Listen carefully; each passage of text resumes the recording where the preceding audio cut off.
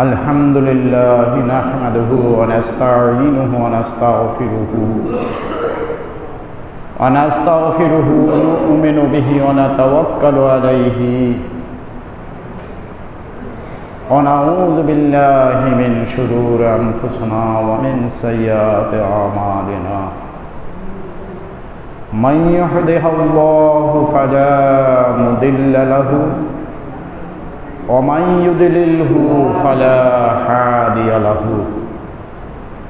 ونشهد أن لا إله إلا الله وحده لا شريك له أما بعد فأعوذ بالله من الشيطان الرجيم بسم الله الرحمن الرحيم إن الله وملائكته يصلون على النبي يا أيها الذين آمنوا صلوا عليه وسلموا تسليما صلاة يا رسول الله عليكم سلام يا حبيب الله عليكم صلاة يا رسول الله عليكم سلام يا حبيب الله عليكم दो आलम पे उसी पर नहीं हूँ कोई खुदा भी है रदा जुए मोहम्मद सलातुनिया रसूल अलैकुम सलामुनिया हबीबल्लाह अलैकुम सलातुनिया अलैकुम सलामुन या हबीबल्लाह अलैकुम मुहम्मद मुस्तफा नूरुन अला नूर हबीबे किबरिया नूरुन अला नूर सलातुन या रसूलल्लाह अलैकुम सलामुन या हबीबल्लाह अलैकुम गुनाहगार या रसूलल्लाह गुनाहगार वलाकिन उम्मते तो खुश नसीबम सलातुनिया अलैकुम सलामुनिया हबीबल्लाह अलैकुम अल्लाहुम्मा सल्लि व सल्लिम व बारिक अलैहि আমরা একটা নাতে রাসূল পড়ি আমার মৌত নিদানের কালে আসিয়েন নবী গো বসিয়েন শিওরে আমার মৌত নিদান কালে আসিয়েন নবী গো বসিয়েন শিওরে দেখিব আপনাকে নয়ন ভরে দেখিব আপনাকে নয়ন ভরে ইয়া রাসূলুল্লাহ ইয়া হাবিবাল্লাহ ইয়া রাসূলুল্লাহ ইয়া হাবিবাল্লাহ পাই যদি নবী গো আপনার দিদার মৌতের কষ্ট থাকিবে না আমার পাই যদি নবী গো মৌতের কষ্ট থাকিবে না আমার দয়া করিয়া দিয়েন গো দেখা দয়া করিয়া দিয়েন গো দেখা ইয়া রাসূলুল্লাহ ইয়া হাবিবাল্লাহ ইয়া রাসূলুল্লাহ ইয়া হাবিবাল্লাহ মুনকির নকির আসিয়া সওয়াল করবেন বসাইয়া মুনকির নকির আসিয়া সওয়াল করবেন বসাইয়া দিয়েন গো নবীজি পর্দা উঠাইয়া দিয়েন গো নবীজি পর্দা উঠাইয়া সালাম করিব কদম চুমিয়া ইয়া রাসূলুল্লাহ ইয়া হাবিবাল্লাহ ইয়া রাসূলুল্লাহ ইয়া হাবিবাল্লাহ আল্লাহুম্মা সাল্লি ওয়া সাল্লিম ওয়া বারিক আলাইহি। আসসালামু আলাইকুম মুআজ্জাজ হাজিরিন। আজকে রমজান মাসের দ্বিতীয় জুমা। শাহরু রমাদান সম্পর্কে কোরআনে কারিমের মধ্যে আল্লাহ রাব্বুল আলামিন অনেক আয়াত নাজিল করেছে। সূরা কদরের মধ্যে উনি বলেছেন ইন্না আনজালনাহু ফি লাইলাতিল কদর। লাইলাতুল কদরের আগে ইন্না আনজালনাহু, এই যে হু বলেছেন এখানে ইশারা করেছেন আমি লাইলাতুল কদরকে রমজান মাসেই অবতরণ করেছি। এছাড়াও শাহরু রমাদানুল্লাযী উনজিলা ফীহিল কুরআন, এই আয়াতে কারিমাও রমজান মাসের পবিত্রতা সম্মানকে বৃদ্ধি করে। কারণ আল্লাহ রাব্বুল আলামিন কোরআনে কারিমকে লাউহে মাহফুজের মধ্যে রেখে দুনিয়ার মধ্যে যখন অবতীর্ণ করেছেন প্রথম এই রমজান মাসের মধ্যেই অবতীর্ণ করেছেন। অন্য এক আয়াতে আছে লাউ আনজালনা হাযাল কুরআন আলা জাবালিন লারাআইতাহু খাশিয়াতান মুতাসাদ্দিয়াম মিন খাশিয়াতিল্লাহ। আমি যদি এই কুরআনুল কারীমকে পাহাড়ের উপরে নাজিল করতাম, লাউ আনজালনা হাযাল কুরআন আলা জাবালিন লারাআইতাহু, আমি যদি পাহাড়ে অবতীর্ণ করতাম নাজিল করতাম লারাআইতাহু, তখন তোমরা দেখতে লারাআইতাহু খাশিয়াম মিন খাশিয়াতিল্লাহ, আল্লাহর ভয়ে পাহাড় কম্পিত থাকতো। সুবহানাল্লাহ। এখন কোরআনে কারীমকে আমার রাসূল করিম সাল্লাল্লাহু আলাইহি সাল্লামের উপরে অবতীর্ণ করেছেন, আর অবতীর্ণ করেছেন রমজানুল মুবারকে। সমস্ত মাসগুলির মধ্যে, চাঁদের মাসগুলির মধ্যে সর্ব উত্তম মাস হল মাহে রমজান, রমজান মাস। আলহামদুলিল্লাহ, আল্লাহর শুকরিয়া আদায় করি এই জন্য যে আমাদেরকে আল্লাহ হায়াতে তৈয়বা দিয়ে এই রমজান পর্যন্ত বাঁচিয়ে রেখেছেন। গত বছর অনেকেই আমাদের সাথে ইফতার করেছেন, রোজা রেখেছেন, কিন্তু আজকে ওনারা অনেকেই নাই, ঠিক না? আমার তাজু ভাই গত বছর মারা গেল না, কি বলেন হুজুর? গত বছরই তো মারা গেছে। এর আগের রমজানে উনি ছিলেন। তো এমনিভাবে অনেক মানুষ মারা গেছেন।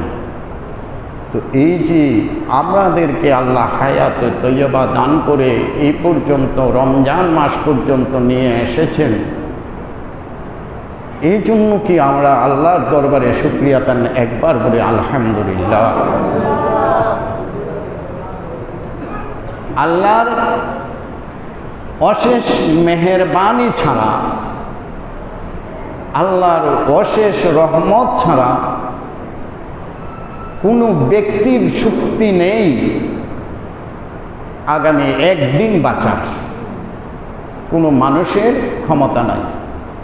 ক্ষমতা যদি থাকতো, বিজ্ঞান যদি সব কিছু পারত, চিকিৎসা বিজ্ঞানেই বলেন আর যে বিজ্ঞানের কথাই বলেন, তাহলে আমার দাড়িগুলি যে পাকতেছে, সাদা হচ্ছে, এটা অন্তত চেঞ্জ করে দেখ, আমি কালোই থাকি।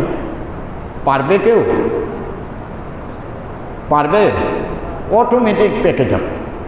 এটা সিস্টেমেটিক ওয়ে, আল্লাহ রাব্বুল আলামিনের নিদর্শন, আল্লাহকে চিনার, বুঝার, জানার নিদর্শন। তুমি দিন দিন ক্ষয় হয়ে বৃত্তের কাতারে যাচ্ছ। তোমাকে দুর্বল হিসাবে সৃষ্টি করা হয়েছিল, আবার যৌবন পাইয়া যুবক হইয়া আবার তুমি বৃত্তের মতো চলে যাচ্ছ। অর্থাৎ তোমাকে আল্লাহর কাছে আবার ফিরে যেতে হবে। মানুষটা মারা গেলে আমরা একটা দোয়া পড়ি, কি বলি? ইন্না লিল্লাহি ওয়া ইন্না ইলাইহি রাজিউন।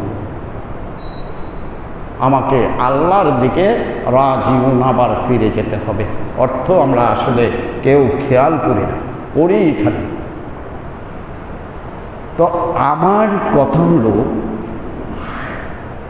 আমি যদি কোনো মনিবের গোলামি করি, আমি যদি কোনো মানুষের গোলামি করি, কাজের লোক হিসাবে থাকি, তাহলে ওই লোকের সন্তুষ্টি অর্জন করা যদি আমার উপর ফরজ হয়, আমি তার গোলামি করলে আমার কথা শোনা যদি তার বাধ্য হয়, তার কথা শোনা যদি আমি বাধ্য থাকি, তাহলে আমি কেন যেই আল্লাহ রাব্বুল আলামিন আমাকে খাওয়াচ্ছে, পড়াচ্ছে, তার কথা শোনার বাধ্যবাধকতা থাকবো না? কথা বুঝতে পারতেছেন? উদাহরণস্বরূপ, আপনার ঘরে যদি কোনো লোক থাকে, আপনি ব্যবসা করেন, একটা লোক রাখেন, ব্যবসায়ীরা টাকা দিয়ে রাখেন, সে যদি আপনার কথা মতো উঠা বসা চলা না করে, আপনি 2 দিনের মধ্যে তারে বের করে দেবেন। কিন্তু আমার আল্লাহর এত নাফরমানি করার সত্ত্বেও আল্লাহ কি আমাকে বের করে দেয়? সময় দেয়, তওবা করার জন্য সময় দেয়, ইস্তিগফার করার জন্য আমাকে কি করে? সময় দেয়। এই জন্য রমজান মাস আমরা বেশি বেশি করে 2টা কাজ করব। মনে থাকবে, আমরা 2টা কাজ করব, বেশি কাজ করতে হবে না। আমার জবানকে হেফাজত করব, আমার দ্বারা মিথ্যা ফাহশা কথাবার্তা না হবে। আজকে রাসূল করিম সাল্লাল্লাহু আলাইহি ওয়াসাল্লাম যে হাদিস আনছেন, সে হাদিসের মধ্যে বলতেছেন যে তোমরা কি করবে? ফাইদা সামা আহাদুকুম ফালা ইয়ারফাস ওয়ালা ইয়াফসুক ওয়ালা ইয়াজহাল। তোমরা 3টা কাজ করবে না। একটা হলো ফালা ইয়ারফাস, ফাহাশা, বেহুদা, দরকার নাই, প্রয়োজন নাই, গায়ে পয়রা আমরা করি কি কথা কইতে চাই, অপ্রয়োজনীয় কথাবার্তা আমার বলা প্রয়োজন নেই। 2 নাম্বার, ওয়ালা ইয়াফসু, ফাসেক হওয়া। ফাসেক হওয়া, কথায় কথায় আমরা তো আলহামদুলিল্লাহ কিছু একটু হইলেই, সামান্য একটু বিপদে পড়লে মিথ্যা কথা বলে অভ্যাস হয়ে গেছে। ফুস, মিথ্যা বলা ফুস। সকল গুনার মা, উম্মুল খাবায়েস বলা হয়েছে হাদিস শরীফে, সকল গুনার মা। এটা কিন্তু আমরা বেশি বেশি করি। ব্যবসায়ীরা বাইরা তো আমার মন্দ বলেন আর যাই বলেন, সত্য কথা। না, এটা আমার কিনা ছিল 10 টাকা ধরে 20 টাকা চাইছি আপনারে, তোমার কিনা ছিল কত এটা আমি জানতে চাই নাই, তুমি লাভ করো, বাট আমাকে ওটা মিথ্যা কথা বলার প্রয়োজন পড়ে না। আমার দরকারটাকে তার সাথে আমি ফুস কথা বলা। ওয়ালা ইয়াজহাল, নাদানি করা, নাদানি করে নাফরমানি করা, জেনে শুনে আল্লাহর পথে না থাকা, নাফরমানি করা। ওয়ালা ইয়াজহাল, না জেনে শুনে নাদানি করা। নামাজের অর্থ চাষটলে বৈশা না হয় আরেক ভাইয়ের সাথে গল্প করে আজান হয়েছে, মসজিদে আসি না। 2:30 বেজে যাচ্ছে, জোহরের রক্ত আসরের রক্ত শেষ হয়ে যাচ্ছে, আসতেছি না, আসমো, নামাজ তো পড়ুমই। আপনার মধ্যে ইমানের পরিপূর্ণতা তখনও আসে নাই যতক্ষণ আপনি মসজিদকে প্রাধান্যতা না দিবেন, নামাজকে প্রাধান্যতা না দিবেন, পরিপূর্ণতাই আসবে না। আপনার ইমানের পরিপূর্ণতা আসতে হলে আপনার আমলের মধ্যে পরিবর্তন আসতে হবে, কাজের মধ্যে পরিবর্তন হবে, আমল মাধ্যমে ইমানের বহিঃপ্রকাশ হবে। এখন বলা হয়েছে হাদিসের প্রথম দিকে, আমি প্রথম থেকে পড়ি নাই, নিচের থেকে পড়ছি আগে। কেন পড়ছি এটা বলবো। রাসূল সাল্লাল্লাহু আলাইহি ওয়াসাল্লাম প্রথম দিকে বলতেছেন, রোজাদারের মুখ থেকে আতিয়াবু মির রিহিল মিস্ক, তার মুখ থেকে সুগন্ধি বের হবে, মিস্ক আম্বরের মতো। আমরা সেন্ট মারি না, সেন্টের চেয়েও অনেক সুগন্ধ বের হবে। কিন্তু আমি পরের কথাটা বলছি, আমি মিথ্যা কথা বললে আমার মুখ থেকে কি করে সুগন্ধি বের হবে? আমি যদি ফুস হই, রোজা রেখেছি, বাট রোজাদারের মুখ থেকে মেসকে আম্বরের গন্ধ বের হবে। কার মুখ থেকে? রোজাদারের মুখ থেকে। আমি তো মিথ্যা কথা বলেছি, আমি তো ফস করেছি। হুজুর যে বলেছেন ফাহাশা কথাবার্তা না বলা, নাদানি না করা, নামাজের প্রতি শক্তি না করা, গাফেল না হওয়া, এই যে জিনিসগুলি করেছি, এই জিনিসগুলি করলে আমার মুখের থেকে কি করে? আমি রোজা রেখেছি। পানাহার ছেড়ে দেওয়ার নাম, পানাহার বুঝেন তো, ভাত না খাওয়া, পানি না খাওয়া ইত্যাদি না খাওয়ার নাম রোজা না। প্রকৃত রোজা হলো, ইমানদারের রোজা হলো আমার সর্ব অঙ্গে, সর্ব কদমে, সর্ব জিহ্বায়, সর্বদিক থেকে আমার হবে রোজা। তাহলে আমার মুখ থেকে কি আসবে? মিস্ক আম্বরের সুগন্ধ আসবে। বুঝেন নাই আমার কথা? এখন আমি পাপের মধ্যে জড়িত থাকবো আর আমি রোজাদার বললাম মিস্ক আম্বরের গ্রাম পাবে ফেরেশতা? কোথায়, কিভাবে পাবে? পানাহার ছেড়ে দেওয়ার নাম রোজা না। রোজা হলো ওই শব্দ যেই রোজা আপনাকে ন্যায়ের পথে প্রতিষ্ঠিত করবে, আপনাকে সঠিক ইমানের পথে রাখতে চেষ্টা করবে। এক ওয়াক্ত নামাজ শেষ হওয়ার পর আরেক তো নামাজ আসার আগ পর্যন্ত আপনার মনের মধ্যে নামাজের প্রতিও টান থাকতে হবে। প্রত্যেকটা ইমানি কর্মের প্রতি আপনার আকর্ষণ থাকবে, তারপরে আপনার মুখ থেকে বের হবে আতিয়াবু মিস্ক। খালি রোজা রাখলে, পানাহার ছেড়ে দিলেই রোজায়ে কামেল হলো না, মনে রাখতে হবে। আমি আজকে রমজান মাসে আমি কোনো সময় নাতে রাসূল পড়ি নাই জুম্মার আগে, কিন্তু আজকে পড়েছি। এর একটা কারণ আছে। আমরা তো এখন সেহরি খাওয়ার জন্য আসলেই সবাই সেহরির টাইমে উঠি। আমি উঠে যদি এই নাতে রাসূলটা বা যেটা পারি, আগেকার দিনের মানুষগুলো দেখছি দুরূদ শরীফ পড়তেন উঠে একা একা বসে। আমি যদি এই নাতে রাসূলটা পড়ি আর শব্দগুলির সাথে খেয়াল করি যে আমারও মওতের সময় তুমি রাসূল আমার কাছে আসো, দুটা চোখের পানি সুন্দর করে বিছনার মধ্যে বসে নাতের রাসূলটা পড়ি, মনের সাথে মিশিয়ে আমার হৃদয় কম্পিত হবে, আল্লাহর প্রতি আমার হৃদয় আকর্ষিত হবে, আমার রাসূলের ভালোবাসা অন্তরে সৃষ্টি হবে। সেই জন্য আমি আপনাদেরকে এই সেই নাতে রাসূলটা পড়িয়ে শুনিয়েছি। আপনার প্রতি, আপনার রাসূলের প্রতি, আল্লাহর প্রতি যখন ভালোবাসা সৃষ্টি হবে, যখন আপনার খেয়াল আসবে, দেন আসবে, তখন আপনাকে আল্লাহ রাব্বুল আলামিন মুমিনের কাতারের মধ্যে নেবে। আর এই মুমিন ইমানদার থেকে আসবে। ইমানদারের পরের স্টেপ হলো মুমিন। ওই মুমিনের পরে যদি আপনি ইন্তেকাল করেন, আপনার জন্য ফেরেশতারা রোজাদারদের জন্য আম্বরের সুগন্ধি বের করতে থাকবে। সুবহানাল্লাহ।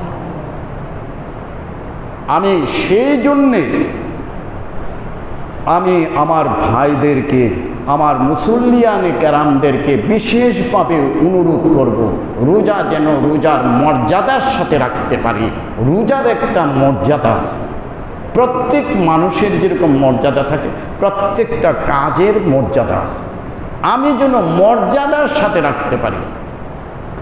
রাসূল করিম সাল্লাল্লাহু আলাইহি ওয়াসাল্লাম এই পরবর্তী হাদিসে, আরেকটা হাদিসে বলেছেন কি, যে তোমাকে যদি কেউ গালিও দেয় রমজান মাসে, তোমাকে যদি কেউ মন্দ বলে রমজান মাসে, এমনকি কাতালা মারতেও আসে, তখন তুমি বলো ইন্নী সাইমুন, আমি রোজাদার, নিশ্চয় আমি রোজাদার।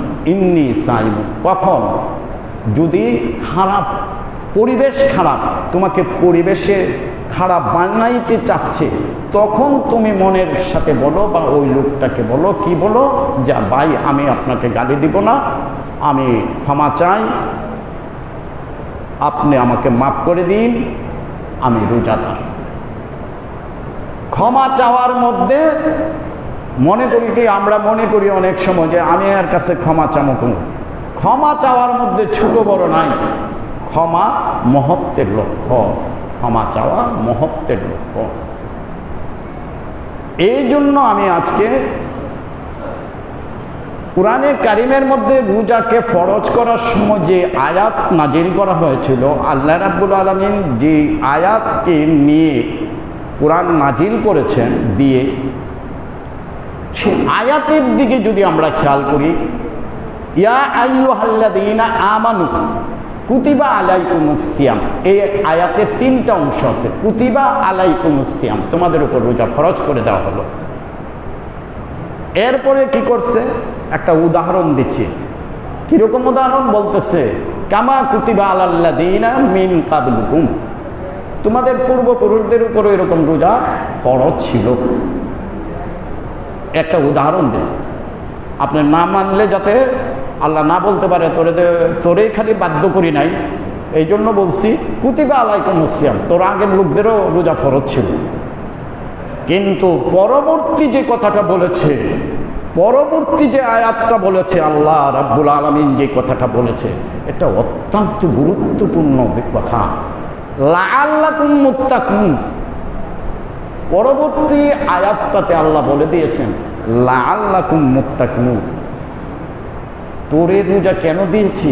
কারণ আছে, মুত্তাকি বানানোর জন্য, মুত্তাকি বানানোর জন্য, তাকওয়া পরহেজগারি অর্জন করার জন্য। আরে তো আমি তো এর বাংলা করি কি, মুত্তাকি কি, তোমাকে শ্রেষ্ঠ উম্মত বানানোর জন্য এই রোজা দিয়েছে। সুবহানাল্লাহ। তোমাকে কিয়ামতের ময়দানে কোটি কোটি নবী রাসূলদের 2,24,000 নবী রাসূল থাকবে, 2,24,000 পয়গম্বরের উম্মত থাকবে। সেই উম্মতের মধ্যে তোমাকে শ্রেষ্ঠ উম্মত হিসেবে প্রমাণ করার জন্য আমি আল্লাহ রাব্বুল আলামিন তোমাকে রোজা দিয়েছি। এটাকে বলে মুত্তাকি। সুবহানাল্লাহ ওয়া বিহামদিহি।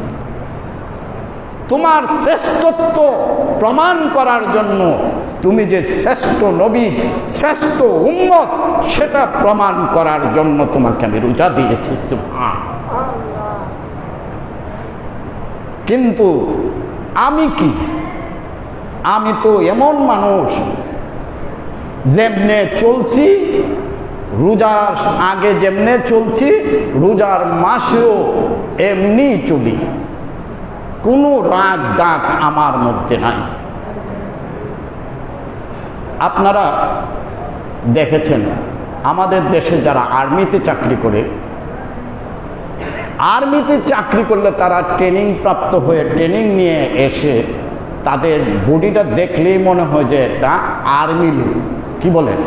ট্রেনিং, চুল টুল কাটা, মানে সব কিছুতে মনে হয় যে এসে আর্মিতে চাকরি করে, ওই লাইনে চাকরি করে।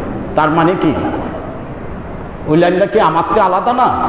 আচ্ছা, আমরা এখানে কতগুলি লোক আছি, একজনও তো আর্মির কাটে আর্মির মতো মনে হয় না। কারণ কি, আমার বডি নষ্ট হয়ে গেছে। কিয়ামতের ময়দানে কোটি কোটি মানুষ থাকবে কিয়ামতের ময়দানে, কোটি কোটি মানুষের মধ্যে এই রোজার মাধ্যমে তুমি ট্রেনিং দিয়ে উম্মতে মুহাম্মদী হিসাবে তুমি তোমাকে প্রমাণ করবে, সেটার নাম হলো রোজা। সুবহানাল্লাহ। এই হলো রোজা। এই জন্য লাআল্লাকুম তাত্তাকুন, যাকে তুমি তাকওয়া অর্জন করতে পারো, পরহেজগারি অর্জন করতে পারো। পরহেজগারির অর্থ কি? তুমি এমন একটা ব্যক্তি হবে যে ব্যক্তি কিয়ামতের ময়দানে গেলে চিনতে পারবে এটা হলো উম্মতে মুহাম্মদী। সুবহানাল্লাহ বিহামদিহি। আমাদের প্রতিজ্ঞা হবে, আমাদের আদর্শ হবে নবীর সুন্নত তরিকা মতো চলা। আজকের থেকে, এই রমজান মাস থেকে আমরা শপথ করব। কারণ আমি রজব মাস থেকে বলেছিলাম, আল্লাহুম্মা বারিক লানা ফি রজবা ওয়া শাবান ওয়া বাল্লিগনা ইলা সাওমে রমাদান। আল্লাহ আমাকে রমজান মাস পর্যন্ত হায়াত বাড়িয়ে দাও। আমাকে কিন্তু আল্লাহ বাড়িয়ে দিয়েছেন, আমাকে কিন্তু ট্রেনিংয়ের কাতারের মধ্যে নিয়ে আসছেন। ট্রেনিংটা কি? উম্মতে মুহাম্মদী হিসাবে কিয়ামতের ময়দানে তুমি পরিচিত হবে, সেই জন্য তোমার ট্রেনিং হচ্ছে রমজানুল মুবারক। আল্লাহ যেন সকলকে সেইভাবে রোজা রাখার তৌফিক দান করে। সকলে আমরা বলি আল্লাহুম্মা আমিন। তো এখন বাংলাদেশে আমি যে হাদিসটা বলছিলাম এটার একটা ব্যাখ্যা আমি করি। সেটা হলো, আমরা এখানে মসজিদে অনেকেই আছি, কেউ আর্মির শার্ট নাই, দেখলেই বুঝতে পারি কেউ বডিতে আর্মি নাই, ট্রেনিং নাই। তাহলে এই যে আমি রোজা রেখে যদি আমার বডির মধ্যে ফুস আর জোহর আর একটা হলো কি মিথ্যা ইয়াকসুক যদি থাকে, ফাসিক যদি আমি হয়, তাহলে এই রোজা আমার জন্য কি উপকার আনবে বলেন, আমাকে বলেন। সুতরাং আমি বাজারে যাব না এমন কথা আমি বলি না যে আমি বাজারে যাব। বাজার আট ঘাট সব আমার জন্য, ফেরেশতাদের জন্য কিছুই নাই,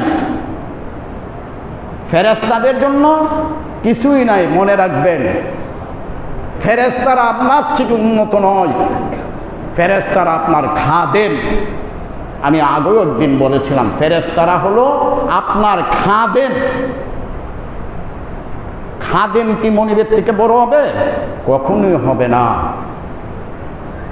কিন্তু ওই খাদেমের থেকে আপনাকে উন্নত হতে হবে।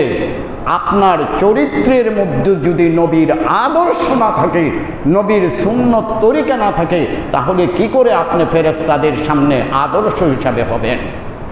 সুতরাং আপনার গলায় যদি ওই আদর্শ নবীর সুন্নত না থাকে, আপনার গলায় শিকল লেগে জাহান্নামে যাওয়ার জন্য ফেরেশতারা টানবে, জাহান্নামে যাওয়ার জন্য ফেরেশতারা টেনে নিয়ে যাবে। কিন্তু আপনাকে তো বলে দেওয়া হয়েছিল রমজান মাসে লাআল্লাকুম তাত্তাকুন, যাতে তুমি মুত্তাকি পরহেজগারি অর্জন করতে পারো, সেই আদর্শ নিয়ে আসতে পারো, যাতে ফেরেশতারা তোমার খাদেম হয়ে তোমার তলে থাকবে, তোমার অর্ডার মানবে, অর্ডার। কিন্তু তুমি তো সেই আদর্শকে নিয়ে আসতে পারো না। সুতরাং তার মাধ্যমে জিঞ্জিল পড়ায় আপনাকে জাহান্নামের কাছে নিয়ে যাবে ওই ফেরেশতারাই। আমি যে কথা বলতে চাচ্ছি আপনাদের কাছে বিনীত অনুরোধ করব, আমাকে প্রথম থেকেই রমজান আজকে 13 দিন চলে গেছে, সামনে আর বেশি দিন নাই, লাইলাতুল কদরও আছে, এতেকাফ আছে। আমরা যেন সংশোধন হয়, নিজের অন্তরকে নিজে প্রশ্ন করি। আমি যতক্ষণ ভালো না হব, এই সমাজ ততক্ষণ ভালো হবে না। আমি আমার নিজেকে প্রশ্ন করি, রোজার মাসে আমি কয়জনকে ভালো করতে চেষ্টা করেছি, আমি কয়জনকে ভালো রাখতে চেষ্টা করেছি, আমি নিজে আগে ভালো হই, মিথ্যাকে ছেড়ে দিই, তারপর আমার পরিবারকেও বলি যে তুমিও মিথ্যা ছেড়ে দাও। তারপরে আমরা ইবাদত বন্দিগিতে আসি, নামাজে আসি, রোজার যে ফরজিয়তগুলো আমরা আদায় করি। রোজার ফরজিয়ত কি? আমরা যেন 5 ওয়াক্ত নামাজগুলিকে ধরে রাখি, তাসবিহ তাহলিল যতটুকু পারি করি। সবচেয়ে বড় কথা হলো আমার জীবনের গুনাহগুলিকে মাফ করাইবার চেষ্টা করি। সবচেয়ে বড় কথা হলো রোজার উসিলায়, রোজার মাধ্যমে আমি যেন আমার জীবনের গুনাহগুলিকে মাফ করাইতে চেষ্টা করি। মাফ করবেন তো উনি, আমার উপরওয়ালা আল্লাহ রাব্বুল আলামিন, কিন্তু আমাকে তো তার কদমে পড়ে কান্নাকাটি করে চাইতে হবে। আরে বাচ্চা না কানলে তো মায়ও নাকি দুধ দেয় না, তাহলে আপনি কেন কাঁদবেন না? আর আমার আল্লাহর হাবিব সাল্লাল্লাহু আলাইহি ওয়াসাল্লাম বলেছেন, যেই ব্যক্তি রোজার মাস পাইল, রমজান পাইল, কিন্তু তার গুনাহগুলি মাফ করাইতে পারল না, তার মতো হতভাগা আর এই জমিনের উপরে কেউ নাই। আমরা যেহেতু মুমিন, ইমানদার, আমরা সব সময় এই চিন্তা করব। এই কথাটা প্রথমত জিবরাইল আলাইহিস সালামকে আল্লাহ রাব্বুল আলামিন বলে দিয়েছিলেন। আল্লাহ বলেছিলেন, জিবরাইল যাও আমার বন্ধুর কাছে গিয়ে বলো, যারা রমজান পাইল তার গুনাহগুলি মাফ করাইতে পারল না, তার মতো হতভাগা আমার আসমানের নিচে জমিনের উপরে কেউ নাই। আমার রাসূল বলেছেন আমিন, আমিন। 3 বার আমিন বলেছিলেন। আর ওই দিকে যাব না, আমি শুধু রোজাটার আমিন বললাম। কেন বলেছিলেন? রাসূল আমিন বলা মাত্র কি, আল্লাহ যেই কথা বলেছেন জিবরাইলের মাধ্যমে আমার রাসূলকে যে কথা জানিয়েছেন, এই কথাটাকে আমার রাসূল সত্যায়িত করে দিয়েছেন। যারা রমজান আসলো, রমজান পাইল, কিন্তু তার গুনাহ ক্ষমা হইল না, মাফ হইল না, তার মতো হতভাগা আমার আসমানের নিচে জমিনের উপরে নাই। এই কথাটাকে সত্যায়ন করেছেন আমার রাসূল আমিন বলে। তাহলে বলেন, কিয়ামতের ময়দানে যদি এই রমজান মাস পাওয়ার পরে, লাইলাতুল কদর পাওয়ার পরে আমার জীবনের গুনাহগুলি মাফ না হয়, আমি কি উম্মতের শ্রেষ্ঠ উম্মত হব? আমাকে প্রথমে চিন্তা করতে হবে, আমি শ্রেষ্ঠ নবী, শ্রেষ্ঠ উম্মত, আমার কাজ, আমার আমল শ্রেষ্ঠত্বের মধ্যে থাকতে হবে। এটা চিন্তা করতে বেশি সময় লাগে না। আপনি যদি মাঝে মধ্যে সেহরির সময় উঠে একটু নীরবে বলেন, আর সেজদায় পড়ে কান্দেন, আর বলেন, মাবুদ আমার জীবনের গুনাহগুলি তো আমি মনে হয় মাফ করতে পারলাম না, আমার থেকে হতভাগা তো আসমানের নিচে কেউ নাই, তোমার অনেক বান্দা আছে যারা সারা রাত তোমার ইবাদত করে, আমি তো তাদের মধ্যে হতে পারি নাই। মাবুদ এই জীবনের গুনাহগুলি লইয়া আজকে তোমার দরবারে সেজদায় পড়েছি, তোমার কুদরতি কদমে পড়েছি, তুমি আমাদেরকে ক্ষমা করে দাও। এর উত্তম সময় হলো আমরা তাহাজ্জুদের নামাজগুলি আদায় করি। কোনো নফল নামাজ, সর্বশ্রেষ্ঠ নফল নামাজের মধ্যে হলো তাহাজ্জুদ। এখন যেহেতু আমরা সেহরির সময় উঠি, আমরা কমপক্ষে হলো 4 রাকাত তাহাজ্জুদের নামাজ পড়ার চেষ্টা করি। আল্লাহ যেন আমাদের সকলকে তৌফিক দান করে। সকলে বলি আল্লাহুম্মা আমিন। আমার ভাইদের কাছে আরেকটি বিনীত অনুরোধ থাকবে, আমরা ইফতারের সময়, আমি আগেও বলেছি, আমাদের মা বোনদেরকে পাশে নিয়ে, ছেলে মেয়েদেরকে পাশে নিয়ে আমরা ইফতারের 2-4-5 মিনিট আগে, 10 মিনিট আগে বসবো। বসে আমরা রাসূলের উপর কমসে কম 3 মর্তবা দুরূদ শরীফ পাঠ করব। 3 মর্তবা দুরূদ শরীফ পাঠ করব। যে যে দুরূদ শরীফ আমরা পারি পড়ব, পড়ে আল্লাহর দরবারে একটু দোয়া করব। ওই সময় দোয়া কবুলের সময়।